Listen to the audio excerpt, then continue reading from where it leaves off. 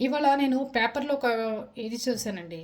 ఏంటి అది అంటే, ఒక ఒక ఊర్లో రెవెన్యూ డిపార్ట్మెంట్కి ఒక పర్మిషను, ఒక మనుషులకు ఒక పర్మిషను, ఇంకో మనుషులు అదే పర్మిషన్ కావాలి అని అడిగితే అది జీవోలో లేదు.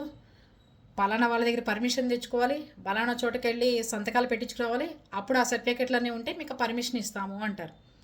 మరి మా పక్క పొలం వాడికి ఆ పర్మిషన్ ఇచ్చారు కదరా, మాకెందుకు ఎవరో అని అడిగామనుకోండి, ఆ పర్మిషన్ తీసుకోకుండా పొలం చేసుకుంటున్నవాడు తగాదాకు వస్తాడు, రెవెన్యూ డిపార్ట్మెంట్ తగాదాకు వస్తుంది. ఇంత దుర్మార్గమైన రెవెన్యూ డిపార్ట్మెంట్ ఏంటండి అసలు? వాళ్ళే డబ్బులు తీసుకుంటారు, వాళ్ళే పనులు చేసుకోమంటారు, వాళ్ళే మళ్ళీ కాసేపు ఆగి వచ్చి కాసేపు ఆపేసేయండి అంటారు, మళ్ళీ వాళ్ళే కాసేపు ఆగి మళ్ళీ ఇంకో పనులు చెప్తారు. ఈ రకమైన డిపార్ట్మెంట్ ఏదన్నా ఉంది అంటే ఓన్లీ రెవెన్యూ డిపార్ట్మెంట్. ఎందుకు చెప్తున్నానంటే ప్రతి ఒక్కళ్ళు వాళ్ళ వల్లే సమస్య.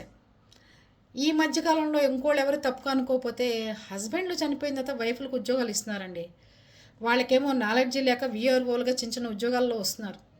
ఇక ఆ పొలాల మీద పడిపోయి డబ్బులు పీడించేసేసి, ఆ డబ్బులు ఇవ్వాలన్న వాళ్ళని ఎన్ని రకాలుగా ఇబ్బంది పెట్టాలో అన్ని రకాలుగా ఇబ్బందులు పెడుతున్నారు. హస్బెండ్లు చచ్చిపోయిన ప్లేసుల్లో వచ్చిన విఆర్ఓలు. నెక్స్ట్ వీడియోలో వాళ్ళ పేర్లు కూడా చెప్తాను. నాకైతే ఇబ్బంది లేదు.